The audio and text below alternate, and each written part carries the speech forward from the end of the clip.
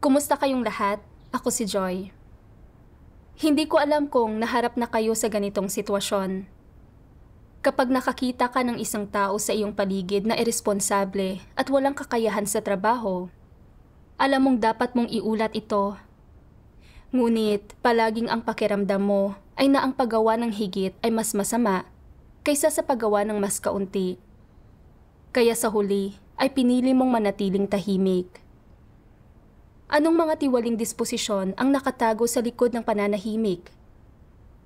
Ngayong araw, nagbasa ako ng isang artikulo ng patotoo na batay sa karanasan na nagbigay sa akin ng ilang pagkakilati sa sitwasyong ito. Babasahin ko sa inyo ang artikulo na may pamagat na Bakit ako natatakot na mag-ulat ng mga problema?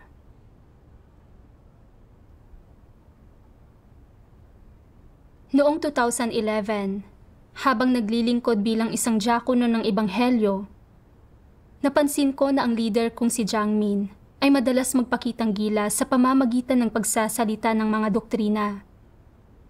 Alam kong nakasasama ito sa mga kapatid at sa kanyang sarili, kaya ipinaalam ko sa kanya ang issue ayon sa aking pansariling pananaw. Nagulat na lang ako nang pinalitan niya ako makalipas lamang ang isang linggo. At sinabi niya sa mga kapatid na ito ay dahil nakikipagkompetensya ako sa kanya para sa katayuan. Kalaunan, nalantad si Jiang Min bilang isang antikristo at itiniwalag siya dahil sa pag-atake at paghihiganti sa mga tao. Ginagawa ang lahat ng uri ng kasamaan at hindi hinahangad na magsisi. Pagkatapos niyon, ay saka lamang ako tinulutang gampanan muli ang aking tungkulin. Nang maranasan ko iyon, sinabi ko sa sarili ko, kailangan kong mag-ingat sa aking mga sinasabi mula ngayon. Bawasan ang pagsasalita at dagdagan ang paggawa at huwag makialam sa mga usapin ng iba. Talagang hindi ko na pwedeng sabihin ang anumang nasa isip ko tulad ng dati. Kung sakaling makatagpo ko ang isa pang antikristo, at hindi sinasadyang mapasama ko ang loob niya, at sa huli ay masupil at mapalitan ako, hindi ko na naman magagampanan ang tungkulin ko. Kung magkagayon, magkakaroon pa ba ako ng pagkakataon na mailigtas? Pagkatapos niyon, naging mapagbantay at maingat ako sa pakikisalamuha sa iba. Kalaunan, naging katuwang ko si Liu Xiao para pangasiwaan ang gawain ng ebanghelyo. Sa mga pagtitipon, napansin ko na nagbabahagi lamang si Liu Xiao tungkol sa mga positibong aspeto ng kanyang pagpasok, na para bang marami na siyang naharap na issue at mayroon ng napakagandang tayog. Ni minsan ay hindi ko siya narinig na sumusuri o nagpapakita ng kaalaman tungkol sa sarili niyang katiwalian. Hindi ko mapigilang sabihin sa kanya, matagal na tayong magkakilala, pero ni minsan ay hindi ko narinig na tinatalakay mo ang pagkakilala sa iyong sarili. Nagulat ako nang sumama ng husto ang loob ni Liu Xiao at naging masungit ang kanyang mukha. Mariin siyang sumagot, hindi pwedeng mayroon lamang tayong pagkakilala sa ating sarili. Walang silbi ang lahat ng pagkakilala sa ating sarili kung wala tayong pagbabago sa disposisyon. Sino ba ang hindi pa kayang magsalita tungkol sa pagkakilala sa sarili sa panahong ito? May sino man ba sa kanila ang nagbago? Dahil dito, naisip kong baluktot ang pagkaunawa niya. Ang susi sa pagbabago sa disposisyon ay pagkakilala sa sarili. Kung wala kang kaalaman sa sarili mong katiwalian, paano ka magbabago? Hindi niya tinanggap ang paghatol at pagkastigo ng mga salita ng Diyos, at hindi niya pinagnilayan ang kanyang sarili batay sa mga salita ng Diyos. Paano niya nagawang magbigay ng mga gayong kakatuwang komento? Kaya, sinabi ko sa kanya ang pagkaunawa ko batay sa mga salita ng Diyos. Pero, bukod sa hindi niya ito tinatanggap, maangas din siyang sumagot.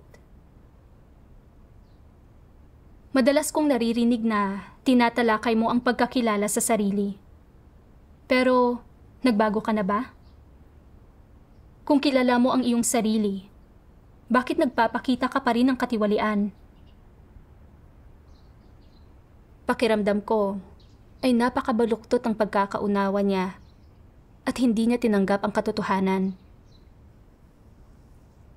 Pagkatapos niyon, nagbago ang pag-uugali ni Liu Xiao sa akin. Hindi niya ako pinapansin at bihira lang akong kausapin. At dahil sa lahat ng iyon, pakiramdam ko ay labis akong napipigilan. Nang makitang may baluktot na pag-unawa si Liu Xiao at hindi niya tinanggap ang mga mungkahi ng ibang tao, naisip ko na hindi siya angkop na maging supervisor at naisipan kong iulat ang isyu niya sa leader. Pero pagkatapos ay naisip ko, matagal nang mananampalataya si Liu Xiao at noon pa man ay nagpapalaganap na siya ng ebanghelyo at lubos din siyang hinahangaan ng aming leader. Kakasimula ko pa lang sa tungkuling ito. Kung iuulat ko ang isyu ni Liu Xiao, ano na lang ang iisipin sa akin ng leader? Sasabihin ba niyang naiinggit ako kay Liu Xiao at naghahanap lang ako ng butas? Hindi bali na, mas mabuti kung walang gulo. Mas mabuting alagaan ko muna ang sarili ko.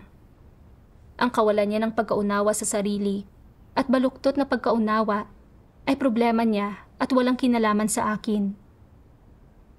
Simula ngayon, iiwasan ko na lang na talakayin ang pagkaunawa ko sa aking sarili kapag kaharap siya. Sa gayong paraan, hindi niya ako mapipintasan at malalagay sa problema. Kalaunan, naglunsad ang CCP ng isang malaki at organisadong pagsugpo sa mga mananampalataya at tumigil si Liu Xiao sa pagpapalaganap ng ebanghelyo dahil sa takot at pangamba. Pagkaraan ng ilang araw, sumulat ang leader namin para tanungin ang pag-usad namin sa gawain ng ebanghelyo at hinikayat niya kaming gawin ang aming makakaya para patuloy na maipalaganap ang ebanghelyo hanggat ligtas pa itong gawin. Sinabi ni Liu Xiao, "Mapanganib ang sitwasyon ngayon. Paano kung maaresto tayo habang nagpapalaganap ng ebanghelyo? Questionable ang desisyong ito ng ating leader. Hindi ito ang unang beses na gumawa siya ng mga delikadong desisyon." Naimpluwensyahan din ng pagpuna ni Liu Xiao ang opinyon ko tungkol sa leader. Naisip ko, paano kung may naaresto habang nagpapalaganap ng ebanghelyo? Sino ang mananagot? Siguro ay kailangan naming maghintay ng kaunti. At nang ganoon-ganoon na lang, huminto ang gawain ng ebanghelyo sa loob ng mahigit 1 buwan. Sumulat sa amin ang leader ng isa pang liham na nagbibigay diin sa kahalagahan ng gawain ng ebanghelyo at na ang gawain ng ebanghelyo ay atas ng Diyos at hinding-hindi dapat mahinto. Kahit na sa masasamang sitwasyong tulad nito, posible pa ring ipalaganap ang ebanghelyo sa malalapit na kakilala, kamag-anak at kaibigan. Tinanong din ng leader kung bakit namin itinigil ang aming gawain sa ebanghelyo. Pagkabasa sa liham, napagtanto ko na naligaw na kami ng landas sa aming pagsasagawa. Pero nang ipakita ko kay Liu Xiao ang liham, tila wala siyang pakialam at hindi man lang nababahala. At wala siyang intensyong ituwid ang aming mga pagkakamali. Habang inoobserbahan ang ugali ni Liu Xiao, naisip ko, kung ayaw niyang ipalaganap ang ebanghelyo, ako na mismo ang pupunta. At kaya, pumunta ako at nakipagbahaginan sa mga kapatid tungkol sa pagtutuwid sa aming mga pagkakamali. Nananatili lamang sa kanyang silid buong araw si Liu Xiao at hindi talaga kailanman nangungumusta sa gawain ng ebanghelyo.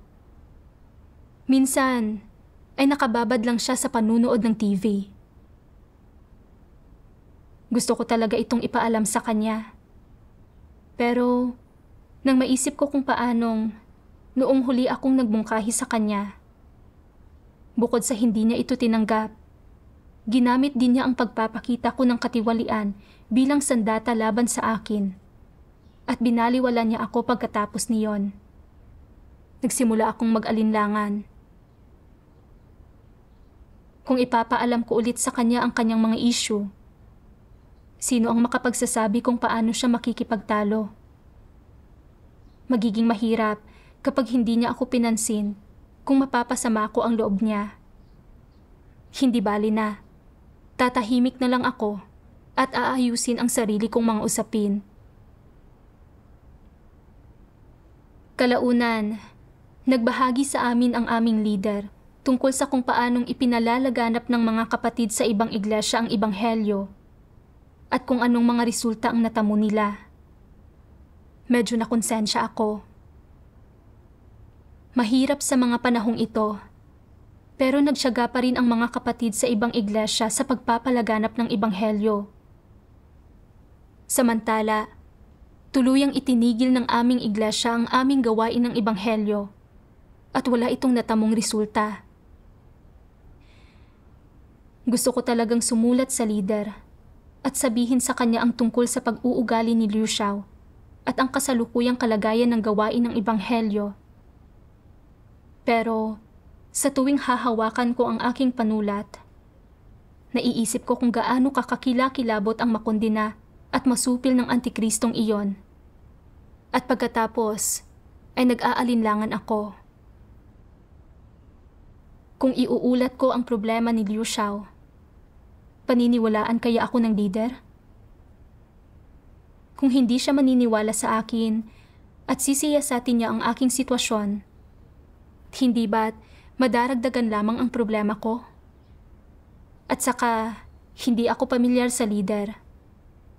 Paano kung isa pala siyang antikristo, hindi makalutas sa mga isyu ng patas, at supili niya ako? Maganda na matatag at payapa ako sa tungkulin ko ngayon. Ayaw kong bigyan ng problema ang sarili ko sa pag-uulat ng isyong ito. Nang mapagtanto ko ito, muli kong piniling manahimik na lang. Pero, talagang nababalisa at nababahala ako na makitang patuloy kaming nakakakuha ng hindi magagandang resulta sa gawain namin. Mabigat ang kalooban ko at nahihirapan ako. Hindi ko alam kung paano danasin ang sitwasyong iyon. Kaya, nagdasal ako sa Diyos. Nagsusumamo sa Kanya na gabayan ako at tulungan akong maunawaan kung paano danasin ang sitwasyong iyon. Isang araw, nakita ko ang dalawang sipi ng mga salita ng Diyos na pumukaw ng damdamin sa aking manhid na puso. Sabi ng makapangyarihang Diyos, ang mga taong makasarili at salbahe ay basta-basta lang sa kanilang mga pagkilos at walang malasakit sa mga bagay na wala silang pansariling kinalaman. Hindi nila isinasaalang-alang ang mga kapakanan ng sambahayan ng Diyos, ni hindi sila nagpapakita ng pagsasaalang-alang para sa kalooban ng Diyos. Wala silang dinadalang pasanin sa pagganap sa kanilang mga tungkulin o sa pagpapatotoo sa Diyos, at hindi sila responsable. May ilang tao na hindi umaako ng anumang responsibilidad kahit ano pa ang tungkuling ginagampanan nila. Hindi rin nila iniuulat kaagad sa mga nakatataas sa kanila ang mga problemang nadidiskubre nila. Kapag may nakikita silang mga taong nanggagambala at nanggugulo, nagbubulag-bulagan sila. Kapag nakikita nilang gumagawa ng kasamaan ang mga masasamang tao, hindi nila sinusubukang pigilan sila. Hindi nila pinoprotektahan ang mga interes ng sambahayan ng Diyos o isinasaalang-alang kung ano ang kanilang tungkulin at responsibilidad. Kapag ginagampanan nila ang kanilang tungkulin, hindi gumagawa ng anumang tunay na gawain ang mga taong kagaya nito. Sila ay mga taong mahilig magpalugod ng iba at sakim sa kaginhawahan. Nagsasalita at kumikilos sila para lamang sa sarili nilang banidad, reputasyon, katayuan at mga interes, at handa lamang silang ilaan ang kanilang panahon at pagsisikap sa mga bagay na kapaki-pakinabang sa kanila. Kung ikaw ay madalas na nagpaparatang sa buhay mo, kung ang puso mo ay hindi makasumpong ng kapahingahan, kung ikaw ay walang kapayapaan o kagalakan, at madalas na binabalot ng pag-aalala at pagkabalisa tungkol sa lahat ng uri ng mga bagay, ano ang ipinapakita nito? Ipinapakita lamang nito na hindi mo isinasagawa ang katotohanan, hindi naninindigan sa iyong patotoo sa Diyos. Kapag namumuhay ka sa gitna ng disposisyon ni Satanas, malamang na ikaw ay mabibigo ng madalas sa pagsasagawa ng katotohanan, tatalikuran ang katotohanan, at magiging makasarili at kasuklam-suklam. Itinataguyod mo lamang ang iyong imahen, ang iyong reputasyon at katayuan, at ang iyong mga interes. Ang pamumuhay palagi para lamang sa iyong sarili ay nagdadala sa iyo ng malaking pasakit. Dahil napakarami ng iyong mga makasariling pagnanasa, gusot, gapos, pag-aalinlangan, at kinaiinisan, kaya wala ka na kahit kaunting kapayapaan o kagalakan. Ang mamuhay para sa tawag ng tiwaling laman ay ang magdusa ng labis-labis. Labis akong nakonsensya matapos basahin ang mga salita ng Diyos. Napagtanto ko na ang dahilan kung bakit hindi ako naglakas loob na iulat ang problema ni Liu Xiao sa lider ay dahil masyado akong makasarili at kasuklam-suklam. Mga sariling interes ko lang ang iniisip ko. Gusto ko lang gawin ang tungkulin ko ng mapayapa, iwasang pasamain ang loob ng iba, at bigyan ng problema ang sarili ko. Sa sandaling nakita kong may baluktot na pagkaunawa si Liu Xiao at hindi siya tumatanggap sa katotohanan, ginusto ko nang iulat siya sa lider, pero nag-alala ako na hindi ako maiintindihan ng lider at iisipin nitong naiinggit ako kay Liu Xiao at nasinamantala ko ang kanyang mga kamalian para atakihin siya. Dahil doon, nanahimik na lang ako. Nang makita kong huminto na siya sa pagpapalaganap ng ebanghelyo, nanunood lang ng TV sa bahay buong araw, hindi nagpapakita ng interes sa kanyang gawain at nagtatamasa lang sa mga benepisyo ng kanyang katayuan. Dapat sana ay agad ko siyang iniulat sa lider. Pero pinili kong protektahan ang aking sarili at hindi ko malang inisip ang mga interes ng gawain ng iglesia. Kahit nakita kong hindi na maganda ang mga resulta sa aming gawain ng ebanghelyo, nanahimik pa rin ako. At kahit gaano pa ako nakokonsensya, sadyang hindi ko inuulat kung ano talaga ang nangyayari. Mahigpit lang na nakatikom ang bibig ko. Tunay akong makasarili, kasuklam-suklam, at walang pagkatao. Dama kong may pagkakautang ako sa Diyos, at kinamumuhian ko ang aking sarili sa hindi pagsasagawa sa katotohanan, na humantong sa mahabang pagkaantala sa pag-usad ng gawain. Habang naghahanap, nakita ko ang siping ito ng mga salita ng Diyos.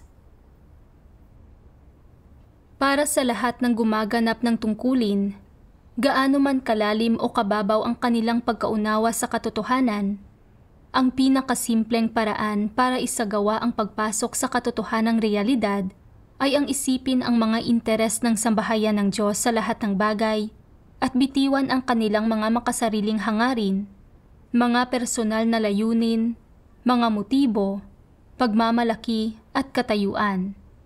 Unahin ang mga interes ng sambahayan ng Diyos. Ito man lang ay dapat gawin ng isang tao. Kung hindi man lang ito magawa ng isang taong gumaganap ng tungkulin, paano masasabi na ginagampanan niya ang kanyang tungkulin? Hindi iyon pagganap ng kanyang tungkulin. Dapat mo munang isipin ang mga interes ng sambahayan ng Diyos isaalang-alang ang kalooban ng Diyos at isaalang-alang ang gawain ng iglesia. Unahin mo muna ang mga bagay na ito. Pagkatapos niyan, saka mo lamang maaaring isipin ang katatagan ng iyong katayuan o kung ano ang tingin sa iyo ng iba. Hindi ba ninyo nararamdaman na mas dumadali ito ng kaunti kapag hinahati ninyo ito sa 2 hakbang at gumagawa kayo ng ilang kompromiso? Kung magsasagawa ka ng ganito sa maikling panahon, madarama mo na hindi naman pala mahirap na bigyang kasiyahan ang Diyos. Bukod pa riyan, dapat mong magawang tuparin ang iyong mga responsibilidad, gampanan ang iyong mga obligasyon at ang iyong tungkulin, at isantabi ang iyong mga makasariling hangarin, layon at motibo. Dapat mong isaalang-alang ang kalooban ng Diyos at unahin ang mga interes ng sambahayan ng Diyos, ang gawain ng iglesia at ang tungkulin na dapat mong gampanan. Pagkatapos danasin ito sa sandaling panahon, madarama mo na magandang umasal sa ganitong paraan. Ito ay pamumuhay ng prangka at tapat at hindi pagiging isang hamak at kasuklam-suklam na tao. Pamumuhay ito ng makatarungan at marangal sa halip na pagiging kasuklam-suklam, hamak at walang silbi. Madarama mo na ganito dapat kumilos ang isang tao at ito ang wangis na dapat niyang isabuhay. Unti-unti, mababawasan ang hangarin mong bigyang kasiyahan ang sarili mong mga interes. Itinuro ako ng mga salita ng Diyos sa isang landas ng pagsasagawa. Kapag kailangang mamili sa pagitan ng gawain ng iglesia at mga personal na interes, dapat palagi nating unahin ang gawain ng iglesia. Ang pinakamahalagang bagay ay ang mapanatili muna ang gawain ng iglesia. Isa itong hindi maiiwasang tungkulin na dapat gampanan nating lahat. Kinailangan kong magsagawa ayon sa mga salita ng Diyos at huwag nang magmasid ng walang pakialam. Kailangan kong iulat agad sa leader ang problema namin sa gawain. Kung talagang may problema sa pag-uugali ni Liu Xiao, agad itong malulutas ng mga leader at manggagawa at maiiwasan ang anumang pagkaantala sa gawain. Kung nagkaroon ako ng maling pagkaunawa sa ilang isyu, mapapabuti ko ang aking mga kakulangan sa pamamagitan ng paghahanap. Kung ano ang iisipin sa akin ng mga leader at manggagawa, ay hindi gaanong mahalaga kumpara sa mga bagay na ito. Nang mapagtanto ang lahat ng ito, medyo mas gumaan ang pakiramdam ko at binigyan ko ng detalyadong ulat ang leader tungkol sa sitwasyon ni Liu Xiao. Ngunit, pagkatapos ng mahigit 2 linggo, wala pa rin akong nakitang anumang ipinatupad na tugon. Naisip ko, sineryoso kaya ng leader ang ulat ko sa mga isyong ito? Bakit hindi siya dumating para lutasin ang mga isyong ito? Sa tingin ba niya ay walang isyu sa pag-uugali ni Liu Xiao at mali ang ulat na ginawa ko? Labis akong nabagabag at ginusto kong iulat ang mga isyu sa isa pang leader. Pero naisip ko, naiulat ko naman na ang isyu sa isang leader. Kaya nagawa ko na ang tungkulin ko. Hindi ako dapat magsalita ng labis. Dahil kung hindi ako mag-iingat, maaaring may mapasama ako ng loob at masusupil at maparurusahan ako. Ayaw kong higit na siyasatin pa ang usaping ito. Pero labis pa rin akong nakokonsensya. Naisip ko, iniuulat ko ang mga isyong ito para hanapin ang katotohanan at mapanatili ang gawain ng iglesia. Hindi dahil sinusubukan kong pahirapan ang buhay ng sinuman. Sinusuri ng Diyos ang lahat ng bagay. Kaya ano ang dapat kong ipag-alala? Bakit ba ako palaging sobrang nag-iingat at urong-sulong tungkol sa pag-uulat ng mga isyu na para bang sinelyuhan ang bibig ko? Lumapit ako sa Diyos sa paghahanap at panalangin. Hinihiling na gabayan niya ako na maunawaan ko ang aking mga isyu, nasuwayin ko ang aking sarili at isagawa ko ang katotohanan. Kalaunan, nakita ko ang dalawang sipi ng mga salita ng Diyos na nagbigay sa akin ng kaunting kaalaman sa aking sarili. Sabi ng makapangyarihang Diyos, ang mga taong gaya ng mga antikristo ay laging tinatrato ang pagiging matuwid at ang disposisyon ng Diyos ng may mga kuro-kuro, mga pagdududa at paglaban. Iniisip nilang isang teorya lamang na matuwid ang Diyos. Mayroon ba talagang pagiging matuwid sa mundong ito? Ni minsan sa tanang buhay ko, hindi ko pa ito nasumpungan o nakita. Napakadilim at napakasama ng mundo, at ang masasamang tao at ang mga diablo ay matatagumpay sa buhay at kontentong namumuhay. Hindi ko pa nakitang natikman nila ang nararapat sa kanila. Hindi ko makita kung nasaan dito ang pagiging matuwid ng Diyos. Napapaisip ako, umiiral nga ba talaga ang pagiging matuwid ng Diyos? Sino ang nakakita na nito?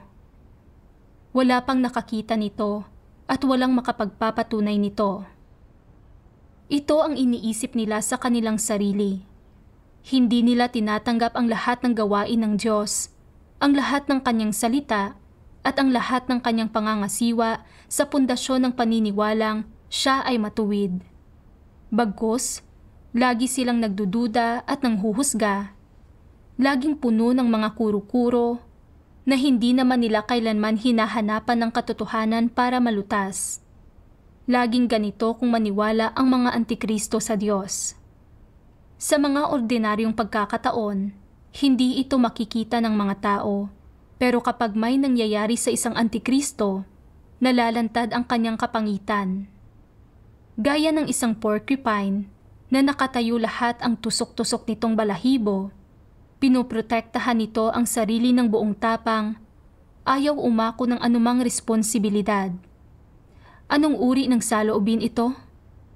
Hindi ba't saloobin ito ng hindi paniniwalang matuwid ang Diyos?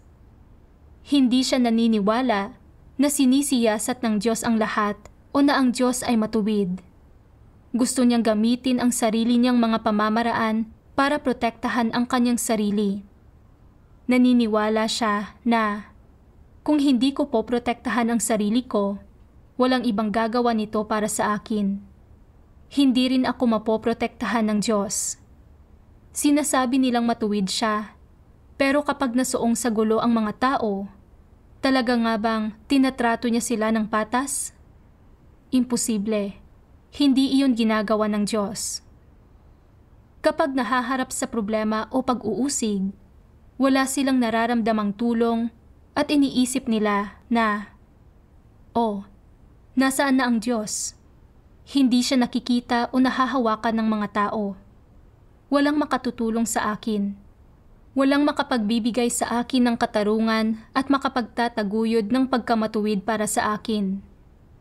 Iniisip nila na ang tanging paraan para maprotektahan nila ang kanilang sarili ay sa pamamagitan ng sarili nilang mga pamamaraan na kung hindi, magdurusa sila sa kawalan, maaapi at mauusig, at nakasama rito ang sambahayan ng Diyos. Ang isang antikristo ay naiplano na ang lahat para sa kanyang sarili bago pa man may anumang mangyari sa kanya. Sa isang bahagi, ang ginagawa niya ay ang magkunwaring isang makapangyarihang tao para walang sino mang mangangahas na pasamain ang loob niya o guluhin siya o apihin siya. Ang isa pang bahagi ay ang kanyang palaging pagsunod sa mga pilosopiya ni Satanas at sa mga batas ng pag-iral nito. Ano ang mga iyon sa pangkalahatan? Ang bawat tao para sa kanyang sarili, bahala na ang iba. Hayaan lang ang mga bagay-bagay kung hindi naman personal na nakakaapekto ang mga ito sa iyo. Ang matitinong tao ay mahusay sa pag-iingat sa sarili. Tanging hangad nila ay hindi magkamali. Kumikilos ayon sa sitwasyon, nagiging mahusay at mautak. Hindi ako aatake, maliban na lang kung inatake ako. Ang pagkakasundo-sundo ay yaman, ang pagtitiis ay karunungan. Sumambit ng mabubuting salita na umaayon sa mga damdamin at katwiran ng iba, dahil naiinis ang iba sa pagiging prangka. Ang matalinong tao ay nagpapasakop sa mga sitwasyon at iba pang katulad ng mga satanikong pilosopiya. Hindi niya mahal ang katotohanan, ngunit tinatanggap ang mga pilosopiya ni Satanas na para bang mga positibong bagay ang mga ito, naniniwalang mapoprotektahan siya ng mga satanikong pilosopiyang ito. Namumuhay siya ayon sa mga bagay na ito. Hindi siya nagsasalita ng katotohanan sa sinuman, bagkus ay palagi siyang nagsasabi ng mga bagay na nakalulugod, nambobola, nagbibigay puri, hindi nakapagpapasama ng loob ng sinuman, nag-iisip ng mga paraan upang maipakitang gilas ang kanyang sarili para pahalagahan siya ng iba. Ang mahalaga lamang sa kanila ay ang sarili nilang paghahangad ng katanyagan, pakinabang at katayuan, at wala silang ginagawang kahit ano para itaguyod ang gawain ng iglesia. Sino mang gumagawa ng bagay na masama at pumipinsala sa mga interes ng sambahayan ng Diyos, hindi nila ito inilalantad o iniuulat, bagkus nagkukunwaring hindi nila ito nakita. Kung titingnan ang mga prinsipyo nila sa pag-aasikaso sa mga bagay-bagay at sa pagharap nila sa mga nangyayari sa paligid nila, mayroon ba silang anumang kaalaman ukol sa matuwid na disposisyon ng Diyos? Mayroon ba silang pananalig dito? Wala silang pananalig.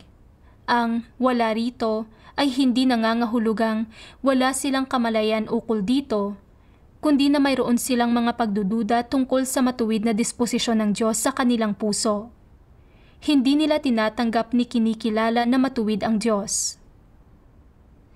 Ang ilang tao ay natatakot sa paghihiganti ng mga antikristo at hindi sila naglalakas loob na ilantad ang mga ito. Hindi ba't kahangalan ito?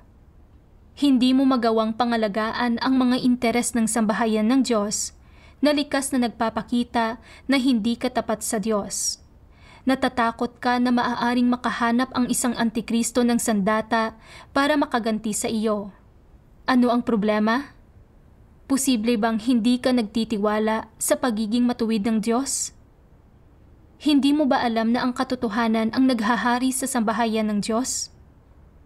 Kahit na matuklasan ng isang antikristo ang ilang isyu ng katiwalian sa iyo at gumawa ng gulo tungkol dito, hindi ka dapat matakot. Sa sambahayan ng Diyos, ang mga problema ay pinangangasiwaan batay sa mga katotohanang prinsipyo. Ang paggawa ng mga paglabag ay hindi automatikong nangangahulugang masama ang isang tao. Hindi kailanman pinangangasiwaan ng sambahayan ng Diyos ang sinuman dahil sa isang panandali ang pagpapakita ng katiwalian o paminsan-minsang paglabag. Iwinawas to ng sambahayan ng Diyos ang mga antikristo at masasamang tao na palagi ang nanggugulo at gumagawa ng masama at hindi tumatanggap ng kahit katiting na katotohanan. Hindi kailanman inaagrabyado ng sambahayan ng Diyos ang isang mabuting tao. Tinatrato nito ang lahat ng patas. Kahit na akusahan ng hindi totoo ng mga huwad na lider o antikristo ang isang mabuting tao, ipapawalang sala sila ng sambahayan ng Diyos. Hindi kailanman aalisin o pangangasiwaan ng iglesia ang isang mabuting tao na kayang maglantad ng mga antikristo at na may pagpapahalaga sa katarungan. Palaging natatakot ang mga tao na makakahanap ang mga antikristo ng sandata para gantihan sila. Ngunit hindi ka ba natatakot na magkasala sa Diyos at maranasan ang kanyang pagkasuklam at pagtatakwil? Inilalantad ng Diyos kung paanong hindi naniniwala ang mga antikristo sa pagiging matuwid ng Diyos at na sinusuri niya ang lahat ng bagay. Sinusunod nila ang sarili nilang pilosopiya ng pakikitungo sa mundo sa lahat ng aspeto ng buhay. Ginagamit ang sarili nilang mga pamamaraan para protektahan ang kanilang sarili at sobra silang tuso at mautak. Sa paghahambing ng sarili ko sa paghahayag ng mga salita ng Diyos, nakita ko na wala akong ipinagkaiba sa isang antikristo. Wala akong kaalaman sa matuwid na disposisyon ng Diyos. Hindi naniwala na ang katotohanan ang naghahari sa sambahayan ng Diyos. At namuhay ako ayon sa mga satanikong pilosopiya ng pagharap sa mundo sa lahat ng aspeto.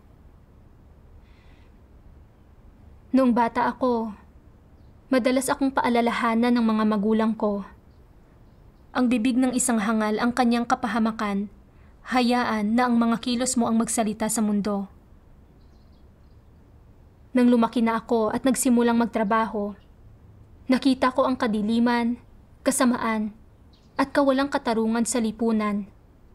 At napaniwala ako na mapoprotektahan ko lang ang sarili ko at makapamumuhay ng mapayapa sa pamamagitan ng pagiging maingat sa pananalita at pagiging tuso, at pambobola at hindi pagsasabi ng totoo.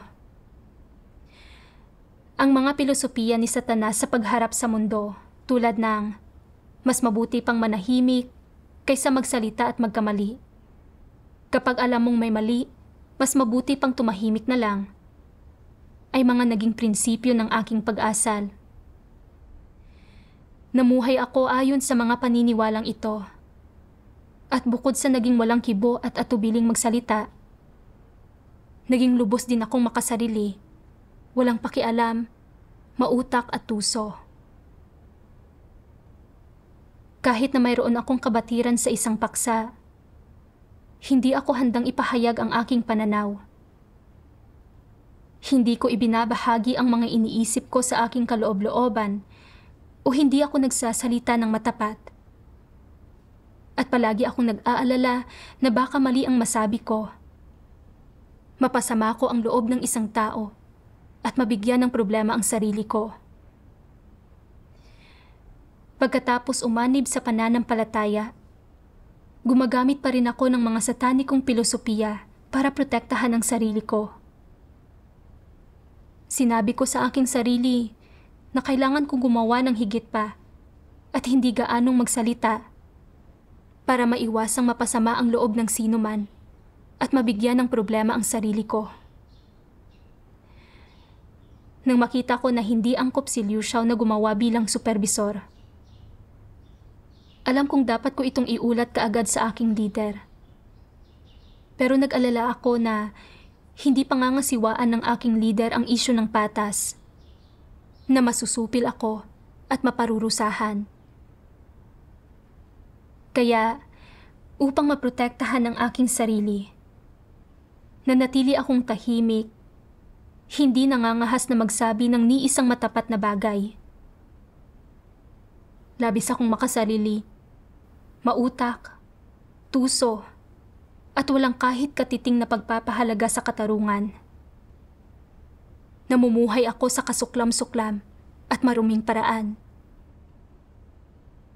Sa totoo lang, mula sa sarili kong karanasan, nakikita ko na sa kabila ng katunayang sinupil at pinalitan ako pagkatapos magbigay ng mungkahi sa isang lider, ang nasabing lider ay nalantad bilang isang antikristo at hindi nagtagal ay itiniwalag ito.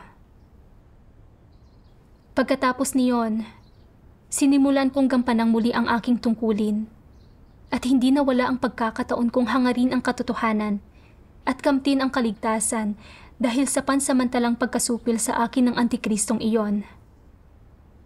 Nakita ko mismo kung paanong pinamumunuan ng katotohanan at katuwiran ang sambahayan ng Diyos. Pinangangasiwaan ng sambahayan ng Diyos ang lahat ng bagay at tinatrato ang lahat ng tao ng patas at naaayon sa mga katotohanang prinsipyo. Sinisiguro na walang sino man ang naaagrabyado.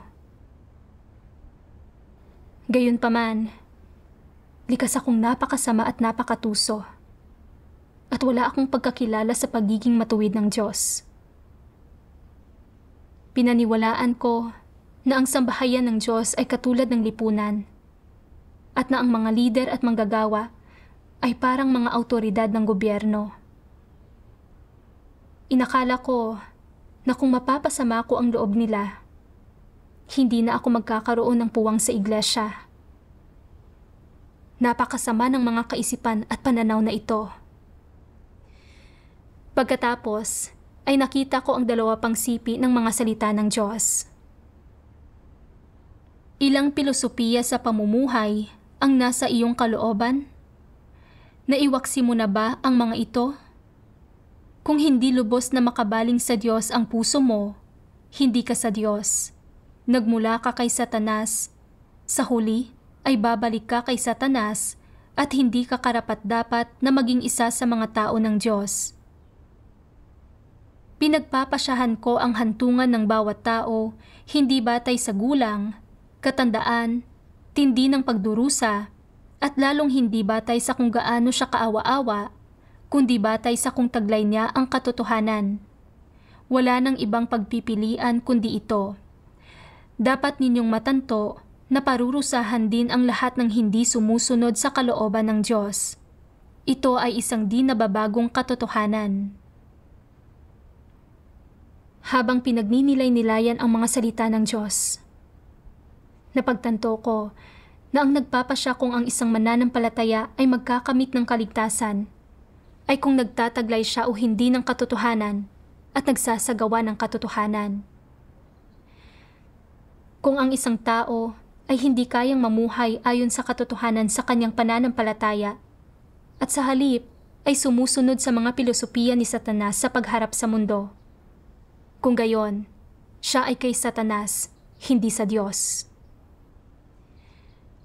Kahit na sa panlabas, ginagampanan niya ang isang mahalagang tungkulin o maganda ang opinyon sa kanya ng isang leader, sa huli ay palalayasin pa rin siya ng Diyos dahil hindi niya isinasagawa ang katotohanan at hindi nakamit ang katotohanan. Malinaw kong nakita na ginagambala at ginugulo ni Liu Xiao ang gawain ng iglesia. Pero hindi ako naglakas loob na iulat ito sa aking leader. Natatakot na susupilin ako ng isang antikristo at mawawala ang aking tungkulin. Na nangangahulugan na mawawalan ako ng pagkakataong makamit ang kaligtasan. Napakahangal at katawa-tawa ng naisip ko. Ang kakayahan kong makamit ang kaligtasan ay hindi maaaring mapagpasyahan ng iba. Ito ay matutukoy batay sa kung nagsagawa ako ng katotohanan o hindi. Kung patuloy akong mamumuhay ayon sa mga satanikong pilosopiya, poprotektahan ang aking sarili at hindi pananatilihin ang gawain ng iglesia. Kung gayon, kahit na ginagawa ko ang aking tungkulin, hindi ko pa rin matatamo ang kaligtasan. Nang mapagtanto ko ito, lubos akong nagsisi at nakonsensya. Kaya, nagdasal ako sa Diyos. Nagsusumamo sa Kanya na gabayan ako sa pagsasagawa sa katotohanan at sa pagiging isang matapat at matuwid na tao. Sa pamamagitan ng paghahanap at pagninilay-nilay, napagtanto ko rin na ang rason kung bakit ako takot na susupilin ako ng leader kung iuulat ko ang issue ay dahil wala akong pagkaunawa sa kataas-taasang kapangyarihan ng Diyos. Hindi ko tinanggap ang mga sitwasyong hinarap ko mula sa Diyos. At sa halip, ay naniwala ako na nangyari ang mga ito dahil masyado akong nakikialam. Hindi ba't ito ang mga pananaw ng isang hindi mananampalataya? Nakita ko ang siping ito ng mga salita ng Diyos. Lumilitaw sa ilang iglesia at lumilikha ng kaguluhan ang mga antikristo at masasamang tao at sa paggawa nito ay nililinlang nila ang ilang tao. Ito ba ay isang mabuting bagay o isang masamang bagay? Ito ba ay pagmamahal ng Diyos o ito ba ay ang paglalaro at paglalantad ng Diyos sa mga tao? Hindi mo ito maunawaan, di ba? Ipinaglilingkod ng Diyos sa Kanya ang lahat ng bagay upang gawing perpekto at iligtas ang mga nais ng iligtas, at ang nakakamit sa huli ng mga tunay na naghahanap sa katotohanan at nagsasagawa ng katotohanan ay ang katotohanan. Gayunman, nagrereklamo ang ilang hindi naghahanap sa katotohanan at sinasabi, hindi tama na gumawa ang Diyos sa ganitong paraan. Nagdudulot ito sa akin ng labis na pagdurusa. Muntik na akong mapasama sa mga antikristo. Kung talagang isinaayos ito ng Diyos, bakit niya hinahayaang mapasama ang mga tao sa mga antikristo? Anong nangyayari dito? Ang hindi mo pagsunod sa mga antikristo ay nagpapatunay na taglay mo ang proteksyon ng Diyos. Kung mapasama ka sa mga antikristo, iyan ay pagkakanulo sa Diyos at hindi ka na gusto ng Diyos. Kaya, mabuti o masamang bagay ba na nagdudulot ng kaguluhan sa iglesia ang mga antikristo at masasamang taong ito? Sa panlabas, tila ito ay isang masamang bagay.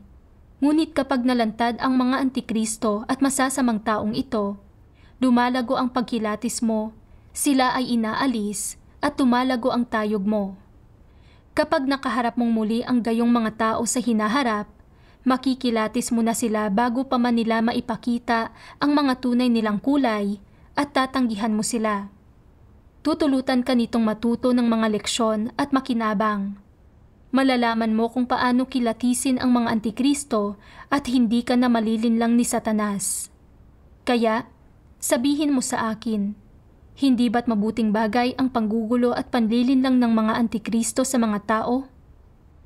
Kapag dumana sila hanggang sa yugtong ito, saka lamang makikita ng mga tao na hindi kumilos ang Diyos alinsunod sa kanilang mga haka-haka at imahinasyon at na pinahihintulutan ng Diyos ang malaking pulang dragon na walang habas na lumikha ng mga kaguluhan at pinahihintulutan ang mga antikristo na linlangin ang mga hinirang ng Diyos nang sa gayon ay magamit niya si Satanas sa kanyang layunin upang gawing perpekto ang kanyang mga hinirang at saka pa lamang mauunawaan ng mga tao ang mga mabusising layunin ng Diyos.